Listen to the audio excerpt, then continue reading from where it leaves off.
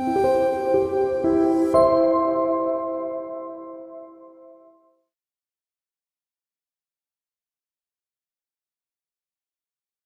오전부터 아주 바쁘게 달리고 있는 일정을 함께 보내고 있는데요. 저희는 지금 8분의 귀한 이야기들을 듣고 되게 짧은 발표 시간이었지만 해주실 수 있는 이야기들을 되게 압축적으로 잘 말씀을 해주셨던 것 같아요. 이 발표를 듣고 같이 나누고 싶으셨던 이야기나 지인과 하시고 싶은 게 있으시다면 이번 기회에 손을 들고 같이 이야기를 한번 나눠봐 주시면 좋을 것 같은데요. 용감하게 첫 시작 스타트를 끊어주실 분이 계실까요? 네. 마이크를 전달해주시면 소속과 이야기를 나눠주시면 네, 안녕하세요. 저는 화천 현장귀농학교의 코디네이터로 일하고 있는 이신혜라고 합니다. 오늘 이야기도 굉장히 기대하면서 왔어요. 사실 어제보다 오늘 날짜 이야기를 많이 기대하면서 왔는데 다양한 이야기 들려주셔서 감사하고요. 저희는 사실 귀농귀촌을 꿈꾸는 사람들이 대세를 사실 거스른다고 생각해요. 갈수록 더 쉽게 돈을 벌고 뭐 코인이든 부동산이든 투자나 이런 걸 통해 조금 더 쉽게 가는 것들이 대세가 되는 세상에서 이게 다시 귀농을 한다는 게 쉽지 않은 거고, 그리고 저는 교육 활동을 하는 입장에서 어제 만났던 많은 업체라고 하긴 그렇지만 단체들이 그 귀농귀촌을 꿈꾸는 몇 안 되는 사람들을 나누어 가져야 되는 어떻게 보면 경쟁이 되게 심화되고 있다고 생각합니다. 그래서 저희는 돌파구로 살아보기를 좀 준비하려고 해요. 살아보기에 대해 얘기해 주신 뭐 참여를 해보셨거나 또 그거를 준비하신 분들이 계신데 살아보기에 이제 막 들어가려고 하는 이 구성을 해야 되는데 가장 중요한 건 사실 거주지 구하기가 너무 어렵거든요.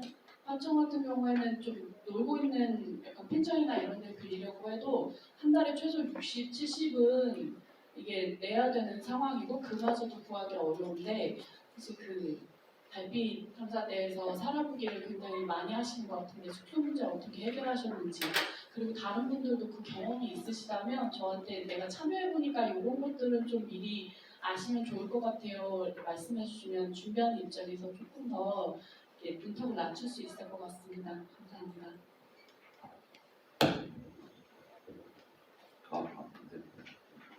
질문 주셔서 감사합니다. 저희도 처음 시작할 때 좀 막막했어요.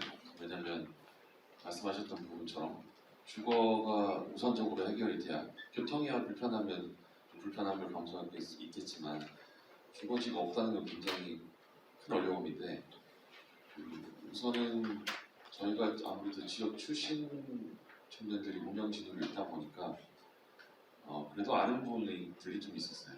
부동산이나 이런 부분들을 통해서. 그래서 아주 저렴하게 주택가에 있는 그 숙소들을 구했어요. 그러니까 어떻게 보면 하숙이기도 하고 민박집처럼 이런 것들도 구하기도 했어요. 근데 그 부분이 초반에는 일단 빨리 구하기 위해서 구했는데 장기적으로 보면 썩 좋지는 않은 방법이었던 것 같아요. 왜냐하면 주민들과의 약간의 거리가 있어야 돼요. 왜냐하면 그 퍼스널 스페이스라고 하는 것들이 도시에 살던 친구들은 굉장히 중요하게 생각하는데 그게 상당 부분이 많이 침해되거든요. 네, 어떻게 보면 정서의 차이기도 한데 친근감의 표시로 문을 벌컥벌컥 열고 들어오신다거나 밤에 불 안 끄고 뭐 하냐라든가 아니면 기름 이런 식으로 되면 뭐 겨울에 난방이 많이 나와요라든지 이런 것들을 되게 그들의 방식으로 하시는데 친근감 표현이 중간에 해석해주면서 되게 어려웠거든요. 그래서 청년들이 머물 수 있는 거주지가 약간의 차이가 있으면 좋겠다 이런 생각이 들었고 그리고 문경 같은 경우는 읍내의 구성을 보면 읍내에 사시는 분들은 대부분 어른들이에요. 그리고 가격도 되게 비싸요. 조금 더 외곽으로 나가야 되더라고요. 차량으로 5분 정도, 도보로는 30분 이상 걸리는 곳 정도면 현대 살기에도 컨디션이 괜찮고 가격도 저렴하고 대신에 어른들은 다니시기에 불편하니까 거기까지는 안 사시고 약간 구분이 되더라고요. 자연스럽게. 그리고 지자체의 도움을 받는 것도 굉장히 중요한 것 같아요. 적극적으로 어필을 하시고 분명히 놀고 있는 지자체 건물들이나 땅이 있습니다. 그걸 획득하기 위해서는 그만큼의 그들이 원하는 방식의 결과물을 도출해내겠다라는 계획이 있어야 되겠죠. 서로 상호 간의 어떤 그 이익을 볼 수 있는 도움이 될 수 있는 방향을 선정을 먼저 하시는 게 좋을 것 같아요. 그리고 이런 이슈들이 있다, 준비하고 있다라는 것들을 많이 알리면 알릴수록 더 좋은 것 같아요. 도움이 되길 바랍니다.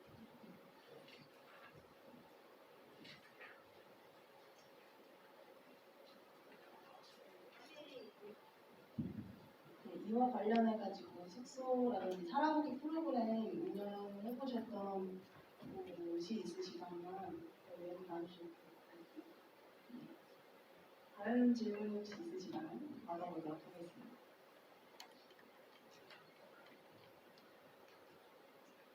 네, 네, 안녕하세요. 일단 오늘 이튿날까지 행사에 참석하면서 개인적으로 느끼는 바는 저는 이제 어제 고인물이라는 표현을 누가 처음부터 계속 쓰셔가지고 고인물과 청년의 연결을 기대하는 하시는 맞는데 오늘은 좀 현장에 보니까 이제 어제 말씀 많이 나누셨던 어려운 부분을 잘 보이지 않는 게 조금 아쉬운 점이 있는 것 같고요. 그거랑 별개로 굉장히 좀 인사이트가 많은 좋은 이야기를 들어서 감사하다는 말씀을 드리고 싶습니다. 제가 고민하는 지점은 아까 이제 결국에는 관계라는 것이 중요한 것 같고 그 관계를 연결하는 데 있어서 그 중간 역할을 하는 뭔가 그 사람을 예통하는 단체가 될까? 필요하다라는 얘기를 저는 이제 전체적인 인상을 나갔는데 당장 지역으로 이주할 수 없는 상황에서 꼭 귀농이나 귀촌이 아니더라도 지역 사회에 기여하면서 내가 좋아하는 일을 할 수 있는 방법이 없나? 라는 고민 저는 개인적으로 하거든요.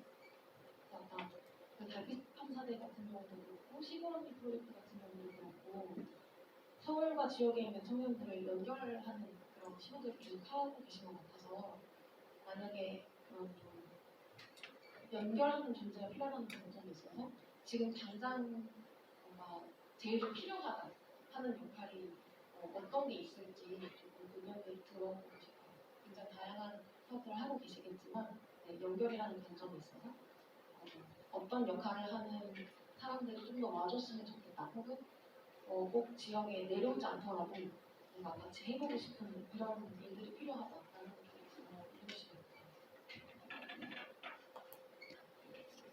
네, 우선 제가 좀 먼저 답변을 드리자면 그 좋은 말씀해 주신 것 같아요. 결국에는 그게 관계인 것 같은데 저희도 모두가 다 정착할 거라고 예상을 하고 참가자를 모집하진 않거든요. 상당수는 다시 원래 있던 곳으로 돌아갑니다. 그런데 그 정책적인 관점, 지자체의 관점에서는 그들이 허수가 아니냐, 숫자로 불리는 정도밖에 안 되는 거 아니냐. 그러고 나서는 돌아가면 끝이잖아. 그럼 예산을 허비했네라고 생각하는데 저희는 생각이 완전히 달라요.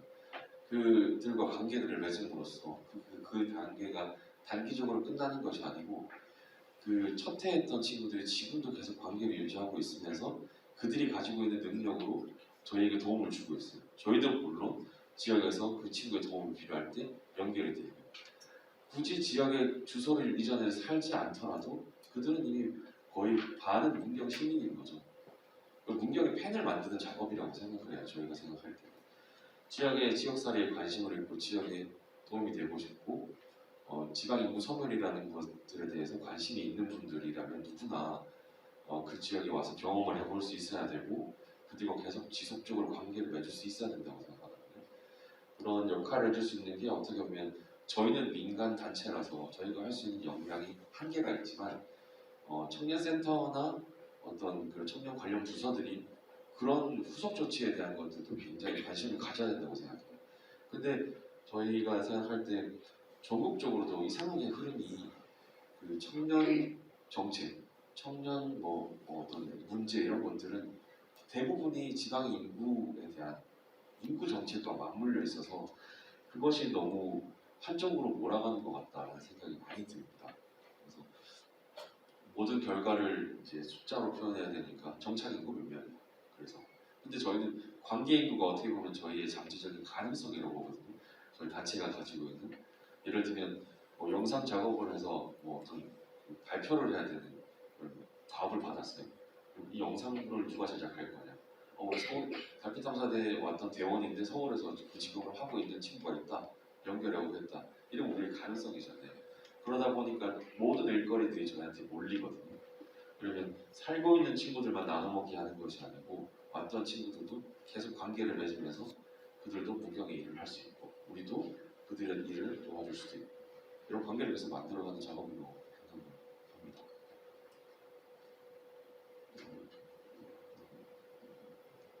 네, 저희도 마찬가지로 그러니까 이미 먼저 선배 청년마을로 활동을 하셨고 저도 지금 청년마을을 하고 있는 입장에서 계속 드는 생각은 어디 유포되는 건 아니죠.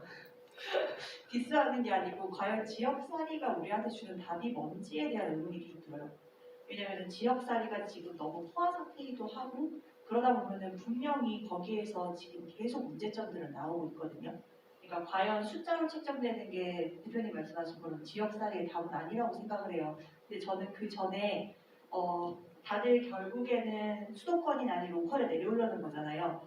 진짜 많은 로컬이 있어요. 청년마을만 해도 올해까지 27개고 시골 언니 프로젝트도 있고 그 기타 지자체들이 하는 프로그램이 거의 40개가 넘어가는 상황이에요. 그 상황에서 지역을 선택함에 있어서 그 지역에서 운영하고 있는 민간 청년 단체가 지향하는 목표와 나의 지향하고자 하는 목표가 같아야지 저는 그 안에서 제대로 된 역할을 찾을 수 있다고 생각을 해요.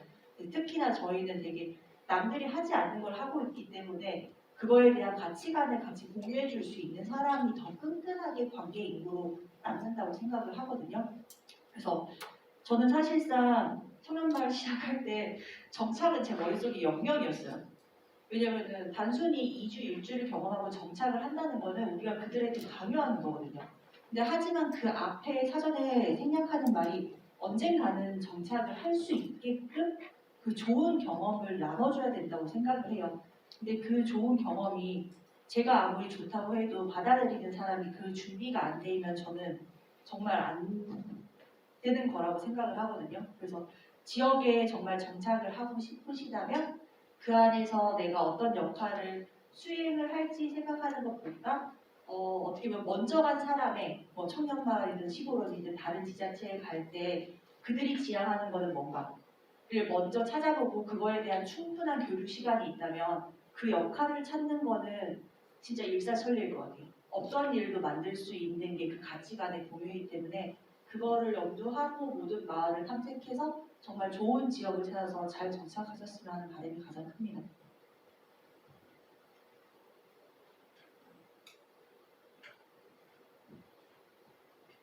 네, 그리고 시골 언니 프로젝트를 언급해 주셔서 저도 한마디를 더 붙이자면 말씀하신 어제 발표해 주신 것과 같이 되게 좋은 자원과 사회적 관계와 어떤 네트워크들을 가지고 있는 곳들의 운영자분들은 중년의 남성분들이 되게 많으신 것 같아요. 그렇지만 저희 청년마을의 살아보기 프로그램의 참여자 수를 보아도 혹은 화천기농학교 등 어딘가에 이렇게 농촌 참여 프로그램들에 참여하는 분들의 성비를 따지고 여성들이 되게 많다고 저는 느끼거든요. 그러나 그런 현장 운영을 하는 곳에서의 실제 여성들의 청년 여성들이 가지고 있는 어떤 불안함이라든지 안전에 대한 고민 혹은 관계라든지 이런 부분에 대해서 청년 여성에 특화돼서 이 부분을 같이 고민하고 프로그램을 세팅하거나 거기에서 만나게 될 구성원들 간의 어떤 분위기나 평등한 관계를 만드는 데 고민할 때 있어서는 이 청년 여성들의 특성과 니즈들을 좀 반영할 수 있는 청년 주체, 여성 주체들이 좀 기획하는 연결자로 많이 서는 것들이 필요하지 않나? 라는 생각이 저는 시골 언니 프로젝트를 하면서는 좀 들었었습니다. 네, 고맙습니다. 다른 질문 혹시 또 있으실까요? 네, 이쪽에 집에 있습니다.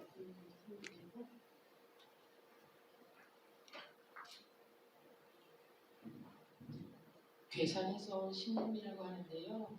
그 청년들이 지금 시골에 내려와서 다양한 일을 하시는 분도 저는 존중하지만 특별히 지금 직접 농사를 지어 보신 하천하고 여기 지금 제천, 복분자하고 애호박 직접 농사를 지어서 수익을 내신 분들이 굉장히 흥미롭거든요. 근데 아까 빚이 우리 하천분 3억, 여기 제천분 7억 그리고 이게 농사가 그걸로 좀 궁금하거든요. 어떤 꿈, 어떤 생각으로 저 돈도 안 되고 저게 뭐 이렇게 알아주는 직업도 아닐 텐데 어떤 사명감, 어떤 생각으로 계속 그러니까 어떤 매력에 그렇게 계속적으로 농사일을 하시는지 좀 얘기해 주시면 고맙겠습니다.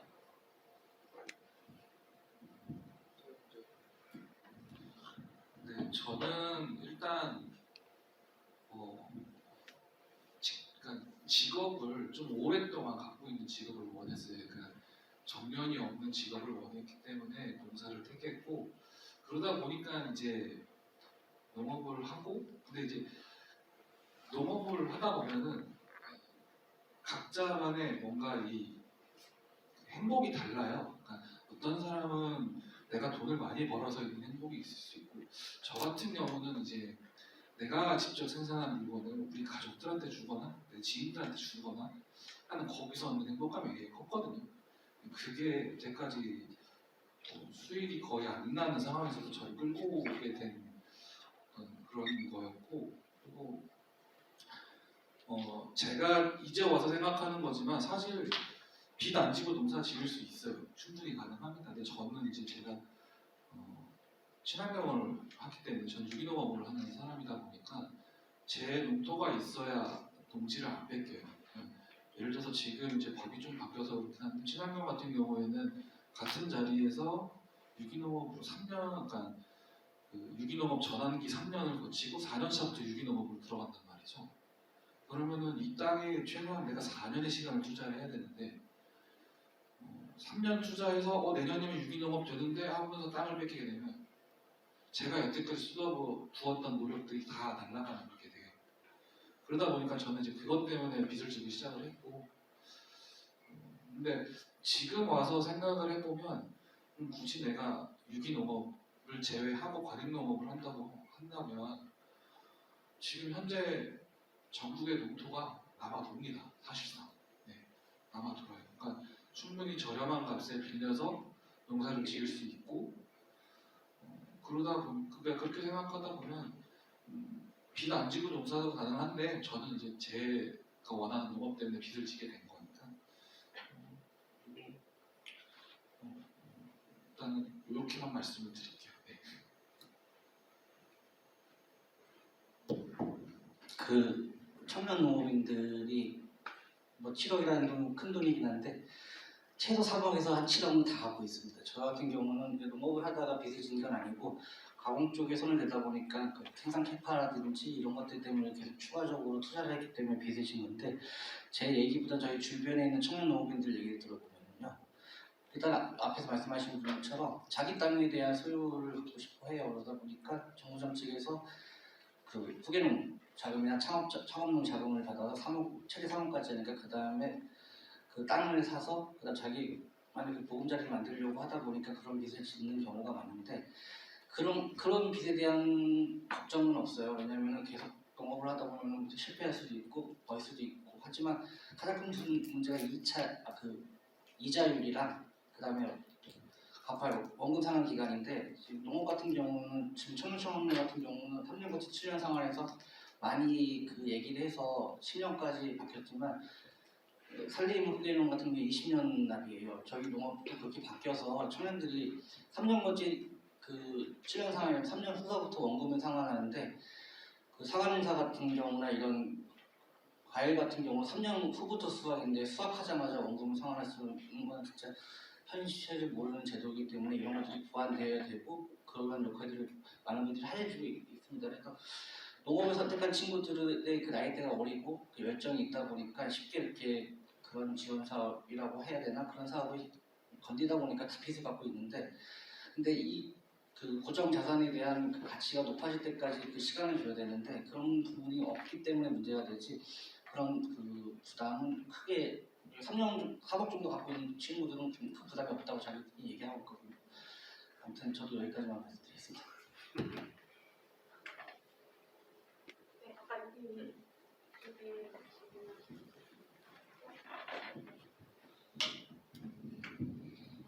네, 강화에서 온 신재범이랍니다. 8분 말씀 다 잘 들었고 일단 4개월밖에 안 돼서 사실 어떤 머릿속에 생각만 있었는데 어느 정도의 청사진들을 보여주신 것 같아서 되게 감사하고 특히 그 밥먹은 김지현 대표님이 제가 좀 사회적 농업을 나중에 할 때 막연하게 어떤 모양으로 하고 싶다 이런 거에 대한 청사진을 특히 많이 보여주셔서 감사한데 일단 질문을 드리자면 특히 여기 뭐 원두막 만드신 거나 정원 만드신 거 이런 거가 되게 인상적이더라고요. 저도 그래서 지금 내려와서 뭐 돈 때문에 일용직 일들도 하고 있지만 동시에 또 있는 땅들을 어느 정도 개발하면서 이걸 어떻게 만들까 대한 고민을 하는데 이게 확실히 이런 걸 만들거나 이럴 때 노동력이 참 많이 되잖아요. 그래서 지금 만드신 걸 다 봤을 때 굉장히 만약에 사람이 썼다면 비용도 많이 들고 직접 하셨으면 사람들도 많이 들고 시간도 오래 걸리셨을 때 어떤 식으로 좀 하셨는지 듣고 싶고 또 두 번째로 그 바이오 미미크리로 된 그 밭 있잖아요. 그게 되게 인상적이고 멋있는데 이게 지금 당장은 아니지만 제가 나중에 뭐 사회적 농업을 한다면은 이런 모양을 좀 만들고 싶은데 혹시 로열티라도 드려서 똑같이 비슷하게라도 할 수 있는지 좀 질문 드리고 싶었습니다. 감사합니다. 많아지면 너무 좋죠. 전국에 다 그런 맛이 많아졌으면 좋겠어요. 어떻게 했냐면은 저도 사실상 제 농지도 그렇고 제 이름으로 된 게 아무것도 없어요. 지금 현재도. 그래서 저희는 제 동생이 청년 창업농이 되면서 농지를 그때 사면서 저희도 말씀하신 것처럼 빚이 많이 있고 그럼에도 불구하고 하는 이유는 저희가 농업을 시작하게 된 이유는 조금 달라요. 그러니까 정말 아버지의 부재 때문에 너무 힘들어서 찾은 대안이 퍼머컬처였고 알다 보니 환경이랑 굉장히 밀접한 문제가 있다는 생각이 들어서 사실상 이렇게 정말 무경은하지 않은 농사를 안 지으면 진짜 60년 뒤에 내 아이들이 먹을 게 없어질 거라는 그런 좀 소명감이 큰 친구들만 좀 모여 있거든요. 그래서 저희가 조금 특이한 좀 공동체이기도 하고 같이 했어요. 저는 저 혼자서 저는 목공도 할 줄 모르고 제가 할 수 있는 건 진짜 호비질, 디자인하는 거, 식물 구해오는 거, 식물 발화시키는 거 이런 거밖에 대신 잘 모으는 거, 모아서 으쌰으쌰 하는 거, 그리고 그냥 지치지 않는 거 그거여서 진짜 같이 모여서 했어요. 근데 모여서 할 때 정말 신랄하게 다 보여줬어요. 이런 걸 해야 되고 같이 할 사람들이 왔으면 좋겠다. 그러니까 그거를 같이 하고자 하는 친구가 작년 6월 말에 처음으로 왔어요. 그래서 쓰레기 다 버려가면서 그런 얘기도 하고 같이 정원에 뭘 심고 그 친구가 아직도 같이 있거든요. 1년 반 동안. 그래서 솔직한 게 조금 먹혔던 것 같고 정말 지금 말씀 주신 분처럼 아무것도 없지만 머릿속에 무언가를 그리고 있는 청년들이 내 손으로 뭔가 일구어낼 수 있는 것 그게 작더라도 하나 심었는데 그게 1년 뒤에 오면은 커 있잖아요. 그런 모습을 보면서 그 가능성 때문에 많이 왔던 것 같아요. 그리고 정말 위험한 일은 저희도 전문가의 도움을 받아서 했고요. 정말 여러 군데 많이 찾았어요. 최대한 저렴하게 하려고. 네, 정말 발품을 많이 팔고 주변의 지인들한테 도움의 손길도 많이 요청을 했고 그렇게 으쌰으쌰 만들었고 지금 보여드린 거는 작년에 그렇게 만들었어요. 작년에 만들었고 저희 지자체는 조금 특이한 게 영월이 청년사업단이라고 아예 별도 조직이 생겼거든요. 작년에. 그래서 저는 영월 지자체가 너희한테 어떤 거를 도움을 줘라고 물어보면 사실 무관심이에요. 크게 관리하려고 하시지도 않고 근데 자주는 오세요. 전화통화도 자주 하고 그러면서 이게 너무 어렵다는 걸 아니까 심적으로 되게 응원을 많이 받는 거 그것 때문에 되게 도움을 많이 받고 보조사업도 받았었어요. 네. 그러니까는 작년에는 창업을 유휴공간을 활용해서 창업을 지원하는 그런 보조사업이 있었어서 저희가 갖고 있던 게 폐축사여서 그래서 그게 가능할 걸 알고 보조사업을 받았지만 폐축사 리모델링이 안 되는 한계에 부딪혀서 공사비만 저희 돈으로 2배를 냈고요.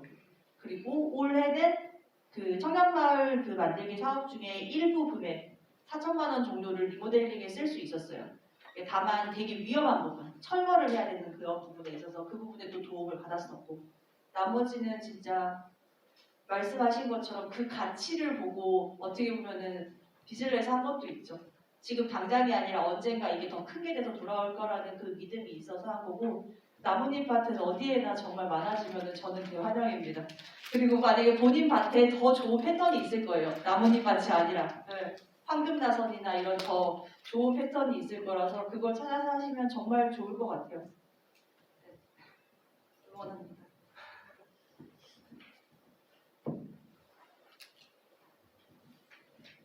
혹시 다른 질문 있으시다면 손들고 얘기해 주시면 될 것 같고요.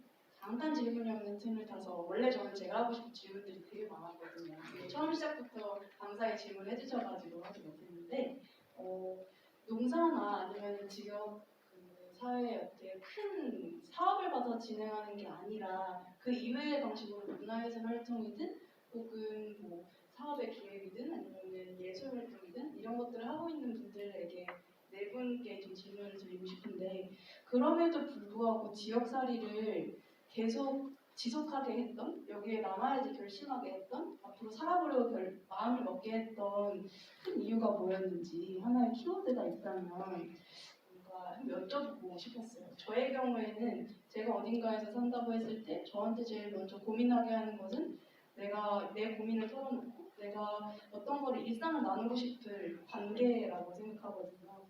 그래서 혹시 문재인님부터 뭐 얘기를 해주실 수 있나요? 그러니까 그럼에도 불구하고 지역에서 계속 살게 하셨다는 이유는 어떤 건지 궁금합니다. 첫 번째는 그냥 일단 도시에 지속 가능하지 않음을 저와 도시의 삶이 맞지 않다는 걸 일차적으로 알고 있었던 게 컸고, 그리고 두 번째는 그냥 앞에 당면한 문제들이 너무 커서 그냥 문제를 해결하다 보니까 그냥 그 문제를 내 앞에 있는 걸 해결하다 보니까 지금 그냥 이렇게 삶이 계속 지속된 과정이어서 그렇습니다. 그 계속 문제 해결의 과정인 것 같아요. 저도 되게.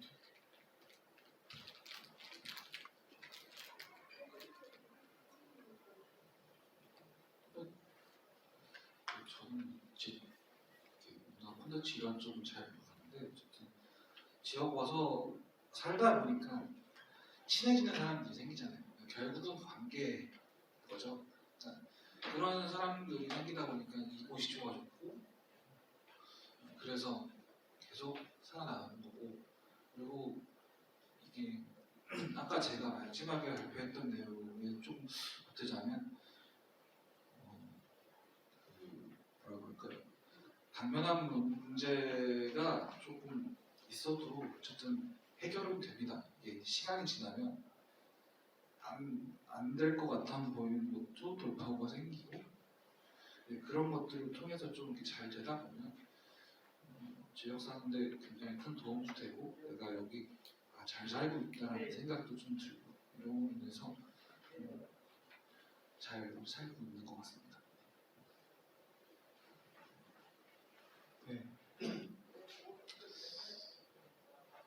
다양한 측면이 사실 있는데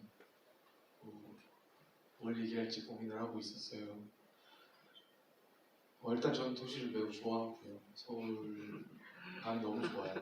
편하고 먹을 거 많고 그리고 남해가 아니라 다른 로컬, 다른 지역도 좋아합니다. 가면 여기 살면 너무 좋겠다 하는 데 너무 많고 장단점이 어느 도시나 다 어느 지역이나 있는 것 같아서 꼭 남해여야 할 필요가 없는 거기도 하죠. 근데 운 좋게 남해가 찾아왔던 거고 제가 그걸 선택한 거고 4년이 넘는 시간 동안 머물 수 있었던 건 제가 작업을 하고 기획을 하고 그런 콘텐츠를 만들다 보니까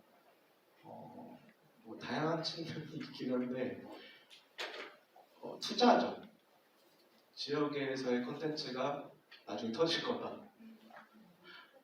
그런 측면이 아예 없다고 하면 또 거짓말인 것 같아서 지역 소스는 점점 계속 생겨나고 있잖아요. 그래서 그런 것들을 제가 잘 풀려나고 질 좋은 콘텐츠를 만들어내고 그런 것들이 문화적으로 소비될 수 있는 어떤 시장이 나중에 더 커진다면 부자가 되겠구나.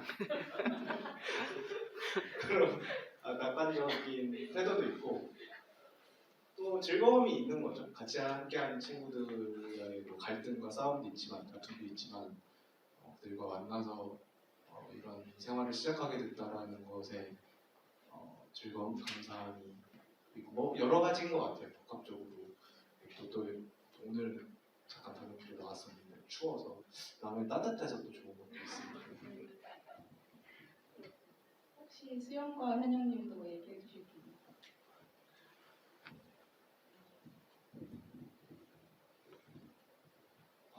네, 저는 4월에 내려와서 지금까지 살고 있는데 저는 여기가 마음에 들었던 이유는 일단은 사람이 좋아서인데요.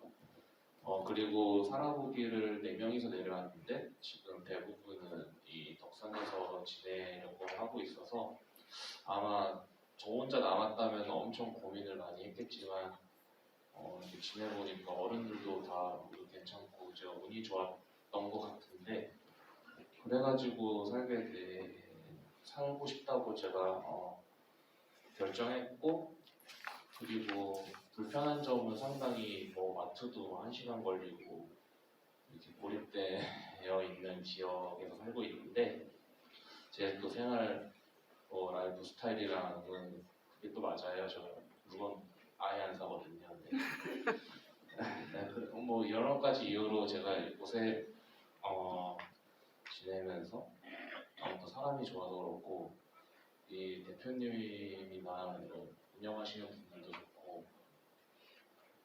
수개월 지내면서 뭔가 이분들과 지내면 사기는 당하지 않겠다 싶어가지고 살게 됐고 다른 지역에 또 간다고 하면은 처음부터 시작하는 게 사실 또 다시 엄두가 안 나기 때문에 그래서 제천에서 살기로 마음을 먹었습니다. 네. 저 같은 경우는 사실 아까 발표를 하면서 꼭 말해야지 라고 했던 내용들은 다 빼고 주저리 수다만 떨다가 내려온 느낌이었어요. 그래서 저는 뭐 지역기반 예술 하겠다고 왔는데 그게 사실 대안학교를 다녔다 보니 공동체 활동을 굉장히 오랫동안 했고 그 공동체 활동을 하면서 배웠던 것들이 저의 삶을 지탱해주는 어떤 힘이라고 또 생각을 해왔거든요. 근데 그게 도시에서는 쉽지 않았어요. 그런 생활을 계속해서 이야기하고 그런 것들을 공유하려고 하는 제가 친구들 사이에서 이방인이 되고는 했었고 마스크를 좀 벗어 호흡이 딸려서 이방인이 되고는 했었고 그래서 실험하는 마음으로 사실 덕산으로 돌아온 거기도 해요. 여기서 와서도 부모님한테 처음에는 나 한 6개월만 지내다 올 수도 있어. 그러니까 너무 걱정하지 마. 이러고 그냥 왔는데 이번까지 합해서 올해까지 합해서 서울에 간 횟수가 10번을 겨우 넘을까 말까 하더라고요. 그 정도로 이곳 생활이 잘 맞았고 그런 작은 마을일수록 공동체 문화가 아직 더 많이 남아있는 경우들이 있는 것 같고 그 공동체 문화의 잔재들이 여전히 남아있는데 어떤 혐오시설이라던가 이제 완전히 잊혀져서 없어질 만한 것들로 취급받기 일쑤더라고요. 근데 저한테는 그것들이 굉장히 매력적이고 다만 그게 지금의 어떤 젊은 세대라든가 어린 친구들에게 너무 옛날 걸로 여겨지기 때문에 우리 세대가 그거를 잘 이해할 수 있는 우리 세대의 언어로 표현하는 게 내 이 지역에서의 역할일 수도 있겠다라는 생각이 들어서 그런 식으로 생각을 가지고 지역을 보니까 할 수 있는 게 너무너무 많은 거예요. 그래서 그런 걸 자꾸 발굴하는 재미가 생겨서 물론 뭐 여타 많은 일들과 마을에 나는 그냥 무조건 스며들고 싶다는 생각에만 빠져서 여기저기 놀러 다니느라 아직 아무것도 안 했지만 앞으로 그런 일들을 계속 기획하고 뭐 사업을 진행해봐도 좋고 사람들과 만나서 프로젝트를 진행해봐도 좋고 이런 상상들을 계속 하게 되는 것들이 제가 농촌에서 계속 삶을 지속하게 하는 가장 큰 이유인 것도 같습니다. 네, 감사합니다. 혹시 좀 더 이야기 나누고 싶은 게 있으시면 앞으로 한 10분 정도 더 지금까지 진행해보면 될 것 같습니다.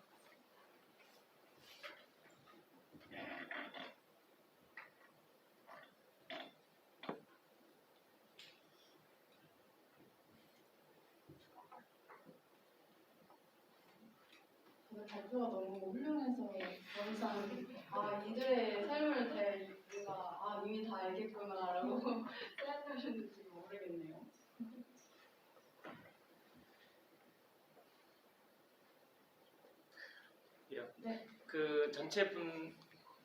전체 분들에게 여쭤보고 싶은데 정부 정책과 농촌의 청년 정책과 다들 관련이 한 가지 이상씩은 있으신 것 같은데 그 정책에 대해서 한마디씩 좀 해주실 수 있으실지 부탁드리고 싶어요. 농촌에서의 청년 정책에 대해서 예, 본인이 접한 그 관계한 정책들이 한 가지씩 이상은 다 있으신 것 같거든요. 뭐 기농 정책, 기농 학교 정책도 있을 거고, 그다음에 청년 마을 정책도 있고, 살아보기도 있고, 그다음에 지역 문화 우리 뭐 이런 것들도 다 있으신 것 같은데요. 그러시면 네. 제가 먼저 말씀드리겠습니다. 현장에서 한 3년 정도 활동을 하다 보니 많은 정책 사례들도 접하게 되고 그리고 요직에 계시는 높은 분들도 많이 만나서 얘기를 나눠보는데요. 근데 문제는 디테일이 떨어진다는 거였습니다. 바로 어제도 제가 매장에서 근무를 하다가 학부형 그러니까 저희 애기들이 다니는 초등학교에 학부형이 그냥 지나가면서 커피 마시러 왔다가 저하고 얘기를 나눴어요. 근데 그분은 아이를 셋을 키우고 있는데 막내가 이제 유치원에 들어가니까 그러면 낮 시간 동안 시간 비니까 아르바이트를 하고 싶은데 일을 구할 데가 없다라는 얘기를 했어요. 그런데 그 현장에서는 사람이 없다고 얘기를 지속적으로 하거든요. 근데 그 미스매칭이 나는 이유가 뭐냐라고 봤더니 아이들을 등교시켜놓고 4시까지 시간이 되는데 근데 9 to 6를 원하는 거예요. 현장에서. 근데 굳이 그러지 않아도 되는 일인데 굳이 9 to 6를 원한다는 거죠. 그래서 현장에서의 목소리를 듣거나 디테일이 떨어진다는 것은 우리가 얘기할 수 있는 기회를 만들어주지 않는다거나 우리 얘기를 귀담아 듣지 않는다거나 혹은 우리가 말을 못하게 교육을 받았거나 이거든요. 근데 세 개 다 포함되는 것 같아요. 지방에서 봤을 때는. 그런 모임을 만들려고 하지도 않고 모임 만들 때 평일 낮 시간에 잡으면 누가 나오냐는 거죠. 그렇죠? 그래서 저는 항상 지자체에서 워크숍 같은 거 할 때 문경 같은 경우는 좀 분위기가 많이 바뀌었어요. 그 시간에 모으면 우리 사람 못 모읍니다. 뭐가 달라고 부탁하시는 건 들어주실 수 있는데 7시에, 8시에 합시다. 당신들 초과 근무하시면 되잖아요. 라고 얘기하거든요. 그 몇 명을 위해서 예를 들면 뭐 시장님이 참석해야 되는 자리니까 낮에 해야 돼. 라고 하면 그럼 우리 행사 안 할게요. 라고 말하거든요. 그럴 수 있어야 되는데 그러기 사실 쉽지가 않죠. 청년 입장으로서는. 그런데 저희는 그렇게 목소리를 낼 수 있어야 된다고 생각을 했어요. 그러기 위해서는 우리가 집단성이 가져져야 되고 예를 들면 제가 혼자 의장님하고 만나서 얘기할 때는 의장님이 저한테 무슨 얘기까지 했냐면 지금은 현직에 계신 의장님은 아닙니다. 혹시나 나중에 찾아보시고 그 의장님이 저한테 청년 정책 수행하는 거는 마른 논에 물 한 바가지 부는 것밖에 안 돼 라고 얘기하셨거든요. 노골적으로 저한테. 근데 저희가 3년 동안 누적된 청년 인구가 많아지니까 완전 대우가 달라졌어요. 저한테. 그런 액션들이 좀 필요하다는 생각이 들었어요. 저희도. 시장님이 바뀌어서 원래 추진하려고 했던 것들이 많이 무산됐지만 새로운 시장님한테 우리가 이만큼 했고 이만큼 사람이 모여있고 이만큼의 생각을 가지고 있습니다라고 디테일을 잡아서 탁 집어서 얘기를 해야 될 것 같더라고요. 그렇지 않고서 넉넉고 있으면 정책을 수립하고 실천하는 사람들이 청년들의 사정을 몰라요. 그래서 그게 현장에서의 문제가 생기더라고요. 그래서 현장에서의 목소리를 항상 저희가 데이터를 수집을 해서 이런 예를 들면 청년들이 교통의 불편함을 호소한다. 그래서 우리는 현장에서 렌트카도 운영해봤고 렌트카를 빌려서 공유 차량으로도 운영을 해봤고 그리고 공유 킥보드 회사랑 협력을 해서 몇몇 대를 풀어봤다. 작은 동네에. 그랬더니 데이터가 이렇게 수집이 됐다.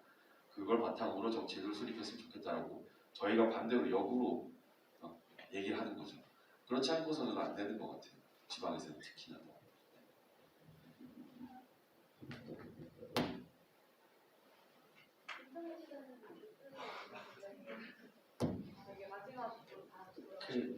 저는 아까도 말씀드렸듯이 청년 창업농 제도가 지금 청년들의 발목을 묶는 제도라고 생각합니다.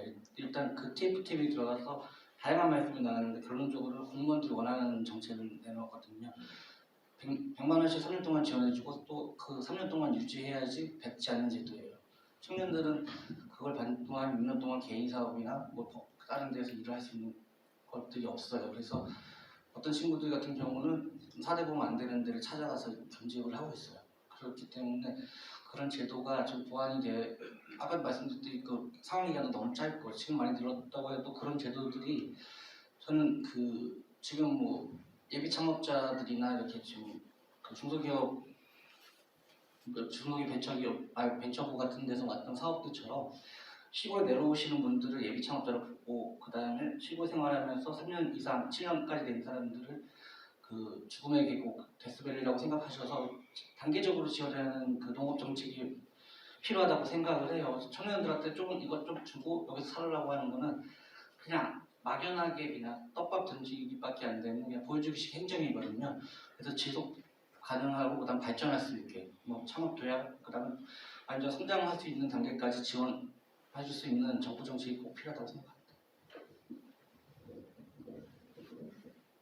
네, 저는 뭐 운영하는 쪽이 아니라 그냥 살아보기라는 프로그램을 참여했던 사람으로서의 느낀 점이 있다면은 살아보기 프로그램은 기촌과 기농형이라는 게 있고 프로젝트형이 있는데 아무래도 청년들은 프로젝트형을 많이 선택해서 서울에서 도시에서 내려오시는 것 같아요.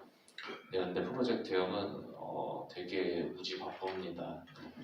그래서 뭐 리틀 포레스트 같은 영화를 보고 한적한 삶을 꿈꾸며 내려오신 분들은 이 바쁜 스케줄에 학을 떼고 올라가실 것 같은 한 마음이 있는데요. 그래서 제가 느낀 점은 기농기촌 종합센터 이런 사이트에서 살아보기 프로그램을 이렇게 제공하지만 그것에 대한 정보는 정말 많이 없고 사이트가 되게 허접하거든요. 저도 처음에 신청할 때 로그인이 안 돼가지고 전화를 해서 그분들이랑 같이 로그인하는 뭔가 이런 해프닝도 있을 정도로 청년들이 이렇게 접근할 수 있는 그런 창구 그런 게 좀 부족해 보이는데 그걸 좀 여기서 뭐 보고 있을지는 모르겠지만 네, 그런 게 보완되었으면 좋겠고 네, 뭐 좀 그러네요. 네. 네.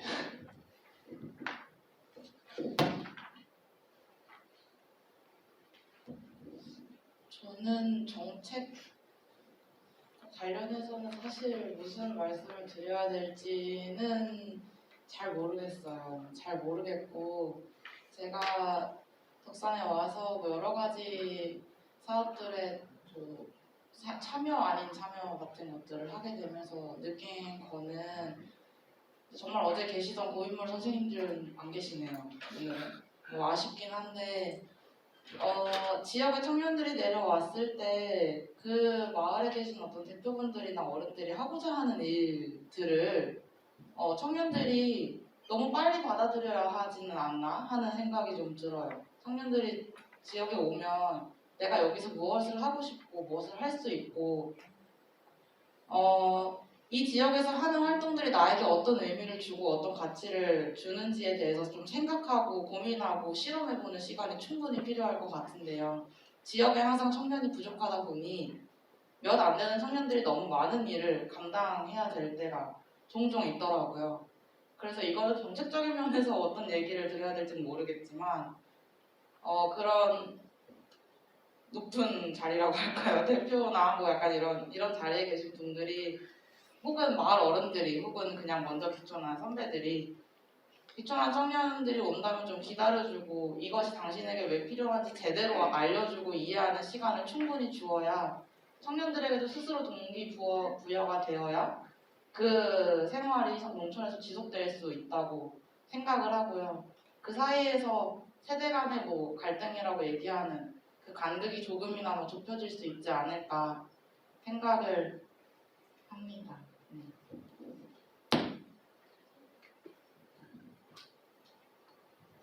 정책 진짜 어려운 거긴 한 것 같은데요. 작년부터 영월군의 농업기술센터 그리고 산업진흥원, 청년사업단, 군청 그리고 올해 행안부까지 많이 만나보면서 드는 생각은 그냥 사람이었던 것 같아요. 그러니까 정책은 그냥 정책일 뿐일 수도 있겠다는 생각이 든 게 다행히도 운이 좋게도 영월군의 팀장님들이 올해부터 세대 교체가 되기 시작하시면서 젊은 피에 으쌰으쌰 하시는 분들이 팀장님이 되셨고 작년에는 진짜 우리를 한 번도 안 찾아와 주시던 분들이 찾아오시기 시작했거든요. 그래서 약간 그 정책을 정말 조금 더 이 정책이라는 거는 어떻게 보면은 청년들이 잘 살고자 아니면 농부님들이 잘 살고자 하는 일이잖아요. 그래서 저는 탁상인정이라는 말이 너무 좀 안타까워요. 네. 그래서 그게 없어지려면 서로 변해야 되는 것도 사실이라서 너무 기대하지도 말고 우리도 찾아가서 얘기하고 그리고 그쪽에서도 한 번이라도 더 찾아와주고 같은 정책이지만 조금 풀어내는 사람에 따라서 해석하는 차이가 크다는 걸 많이 영어에서 느꼈어서 이런 해석할 수 있는 자리가 좀 많아졌으면 좋겠어요. 그래서 오늘 같은 경우에도 우리 관련된 지자체 분들이 같이 초대돼서 와서 같이 활동을 하거나 의무적으로도 끌고 오면은 이런 현장이 그 전국의 얘기잖아요. 이런 얘기를 같이 듣게 되면 참 좋지 않을까? 그러니까 저희도 군수님 오시면은 앞에 5분만 있다 가세요. 진짜 얘기는 뒤에 나오는데 좀 앉혀놓고 싶거든요. 네, 그래서 그런 자리가 좀 많아지면은 이런 정책에 대한 게 해소되는 게 일단 친해져야 될 것 같아요. 어떤 거를 해나가려면 그런 자리가 조금 많아졌으면 하는 바람이 큽니다. 네.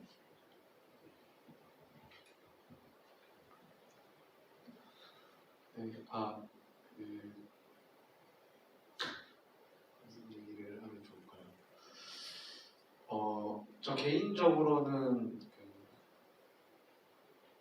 행정을 그렇게 기대하지 않습니다. 네, 저 개인적으로는 아까 앞서서 제이님도 행정의 역할에 대한 얘기도 해주시고 다 좋은 얘기인데 저는 작은 사람이라서 제 주변의 일만 신경 쓰면서 살거든요. 근데 해변네크 카카는 행정의 도움을 많이 받았습니다. 실제로 아까 앞서서도 발표를 했지만 보조금 지원 사업 같은 것들을 받기도 했고요. 종종 용역을 받아서 일을 하기도 하고 그 측면을 잘 만들어야 될 것 같아요. 내가 하는 일로서 행정과 어떻게 만날지에 대한 틀 그리고 나 개인으로서 행정을 어떻게 이해하고 받아들일지 저는 행정이 변화할 거를 기대하지 않기 때문에 그냥 지금 놓여진 판에서 어떻게 조금 더 비틀 수 있을까 이 사람들과 대화하면서 새로운 정책과 사업을 만드는 게 아니라 이미 짜여진 이 사업 안에서 뭔가의 빈틈을 만들어내고 그래야 인식하게 되는 경향도 생기는 것 같거든요. 실제로 사업이 운영되면서 정책이 시행되면서 보완되어야 될 것들이 보이기 때문에 그 순간에 어떻게 그걸 어필할 것인가 그런 것들이 필요하지 않을까 생각하고요. 너무 겹쳐서 이상한 얘기를 한 것 같긴 한데 분야별로 매우 다르다. 문화예술 관련해서 기획일과 창작 활동을 하다 보니까 영업하시는 분들, 창업하시는 분들은 좀 차이가 다 있을 것 같기는 해요. 그런 같은 청년층이라도 어떤 카테고리 안에서 우리들이 움직이고 있는가를 고려하면서 사업이 진행되고 특히 지역에서는 문화예술적 감수성 가지신 분들이 많이 없거든요. 안에서는 특히 그런 게 필요하지 않을까 합니다. 정책 얘기를 한다 그러면 저는 굉장히 분노를 많이 해요. 실제로 피해자이기도 했었고 일단 한 가지 얘기를 해보자면 지금 저는 농업을 하니까 농업에 대해서 얘기를 좀 해보겠습니다. 지금 청년 농업 육성하는 사업을 보면 제가 그 첫 세대로 들어갈 뻔했어요. 네. 왜 그랬냐면 그 사업 실행한다고 해서 저는 굉장히 기분이 좋았습니다. 마침 제가 전업농으로 뛰어들 때였고 근데 관련 교육을 딱 들어가서 보는데 중간에 이런 내용이 있더라고요. 그 건보료를 가족이 내는 건보료가 50만 원 이상이면 지원이 안 돼. 이렇게 얘기를 하시는 거예요. 네? 아니 내가 하는데 왜 그게 아버지가 내는 건보료가 중요한 거죠? 라고 물어봤어요. 그러니까 몰라. 자기네는 교육만 할 뿐이지 정책을 위반한 사람이 아니야. 이렇게 얘기를 하시더라고요. 그래서 분개하면서 제가 뛰쳐나왔는데 그러니까 그게 지금은 변했어요. 그 건보료 조항이 삭제가 됐거든요. 근데 어쨌든 저는 이미 3년이 지났기 때문에 자격한 지 3년이 지났기 때문에 혜택은 못 받아요. 근데 어쨌든 그런 점을 보면 진짜 하다못해 청년농부 한 명이라도 그 입법하는 자리에 있었어도 그런 얘기가 안 나왔을 거라는 생각을 하는데 도대체 어떤 사람이 만들었길래 그런 분들을 이렇게 일으켰었거든요. 근데 지금 현재 나와 있는 정책들을 보면 굉장히 많아요. 뭐 한 군에서 갖고 있는 정책만 따져도 10개, 15개 이런 식으로 되잖아요. 근데 막상 보면 이게 지자체에서 담당을 하는 건지 정부에서 하는 건지 그런 구분도 안 돼 있고 지자체들도 홍보를 할 때 이게 정부 겁니다. 이게 우리 군에서만 하는 독특한 겁니다. 이런 것도 없고 그러니까 너무 혼재가 많이 되어 있어요. 그러니까 이런 거에 있어서 좀 통폐합이 좀 필요하다고 생각을 하고 그리고 최소한 자기네가 이 뭔가 농부들하고 직접적으로 현장에 있는 사람들하고 직접 얘기하기 힘들다 그러면 그 중간을 연결해줄 다리 역할을 해줄 사람을 지원을 해준다든지 키워준다든지 그런 목적도 좀 필요할 거라고 생각을 하고요. 그리고 그러면 이제 그게 그럼 무조건 정부냐 뭐 지자체의 문제냐라고 생각하면 또 그건 아니에요. 제가 올해 이제 저희가 같이 동업하는 사람들끼리 필요한 게 있어서 이제 이게 필요한데 정부 지자체에서는 이 관련 사업이 없던 거였죠. 찾아가서 우리가 이런 사업이 필요한데 해주세요. 얘기를 했더니 계장님이나 과장님이 한참 들으시더니 가능할 것 같은데? 이렇게 얘기하시는 거예요. 그러니까 그런 예비비로 빠져있는 것들이 충분히 있거든요. 근데 정작 우리는 해줘라고 기다리는 거는 또 아니라고 또 생각을 하니까 이거는 밑에 현장에 있는 사람들과 정부와 중간 관리체들 이렇게 전체가 좀 합심해서 바뀌어 나가야 되고 그리고 좀 그런 게 없었으면 좋겠긴 한데 그 대장이 바뀌면 많이 흔들려요. 그러니까 그런 게 조금 적은 사회가 됐으면 좋겠다는 생각을 합니다. 네, 여기까지 하겠습니다. 네, 뭐 저는 그 공공 쪽에서 일을 하다 보니까 그 정책이라는 것이 제가 이제 의성에 사니까 KTX 타려면 김천구미라는 역에 가서 타야 되는데 아니 김천도 아니고 구미도 아닌 이 애매한 곳에 김천구미라는 곳에 왜 도대체 이 KTX가 있을까 그 생각을 했는데 정책이라는 게 행정이라는 게 김천 사람도 혜택도 못 받고 구미 사람도 혜택을 못 받게 하는 게 행정 역할이구나. 그러니까 그 누구도 한쪽에 이득이 물리지 않게 결국 모두가 불편한 방향으로 일을 시행할 수밖에 없는 게 행정의 역할이구나를 생각하게 됐거든요. 그래서 저도 여기서 일을 하면서 이런 관주도의 사업들이 쏟아지면서 들어오는 청년들이 그러니까 제가 처음에 농촌에 진입할 때보다 엄청나게 많은 서비스들이 늘어났는데 지금 들어오는 분들은 스스로를 굉장히 소비자라고 생각하는 경향이 있어서 이 서비스들을 소비하기만 하거든요. 근데 사실은 이런 것들이 아직도 불안정하고 안정화되지 않아서 본인 스스로가 본인의 정책 혹은 어떤 이런 사업의 프로그램, 공공자금이 쓰이는데 적극적으로 개입해서 그것들을 반영해 나가지 않으면 소비자로 내가 이거를 그냥 소비하지 않을 거야. 불평불만만 해서는 전혀 개선될 수가 없는 지점이라고 생각을 해요. 그래서 청년이라는 범위도 사실은 20대 초반부터 30대 중반 그리고 뭐 40대 초반, 40대 중반 아이가 있는 경우, 취업을 해야 되는 경우, 대학을 다 졸업한 경우 너무 그 짧은 생애주기 안에 너무나 다양한 고민들을 가지고 있어서 각자가 원하는 라이프 스타일도 너무 다를 거고 근데 그거를 퉁쳐서 청년이라는 말로 청년 정책이라는 말로 이걸 한 그릇 안에 담을 수 있을까라는 생각을 많이 합니다. 그런 의미에서 제가 참여했던 그러니까 저 같은 경우에는 이런 지역에서 워낙 사람도 없고 돈이 많이 쏟아지다 보니까 그러니까 이 정책이라는 걸 다듬을 시간조차 없어요. 그러니까 저 혼자서 6억, 12억 이런 사업들을 1년 안에 쳐내야 되는데 그냥 이제 숨도 못 쉬고 이런 사업들을 쳐내는 거거든요. 근데 이제 별의별 인주라는 사업이 되게 독특한데 그러니까 정책 사업들은 프로그램들은 시간과 규격이 정확해야 돼요. 참여하는 사람들 대상, 목적, 정량적 성과, 정성적 성과들이 정확해야 되는데 이 돈을 투입한 그에 상응하는 대가들을 가져와라, 결과 보고서를 가져와라라고 진행할 수밖에 없는 별의별을 주는 그런 의미에서 되게 독특한 사업이거든요. 그러니까 아마 사업비가 크지는 않았을 거예요. 근데 적은 사업비더라도 참여자들이 원하는 기간에 와서 머물 수 있게 하고 그리고 어떤 이주라든지 그런 식의 정략적 성과라든지 아니면 그 프로그램 내용들이 아주 촘촘하게 쌓여있지 않더라도 여기에서 이 사람이 머무는 기간을 허용해주는 방식으로 정책 자금이 쓰이기는 굉장히 어려워요. 그래서 그런 점에서 저는 과연 제가 이런 곳에 일을 하면서 저의 고민은 아까도 발표를 하면서 그런 얘기를 마무리 못했는데 저는 길을 완전 잃었거든요. 그래서 어떻게 하면은 적절하게 공공의 자금을 필요한 곳에 쓸 수 있게끔 할까?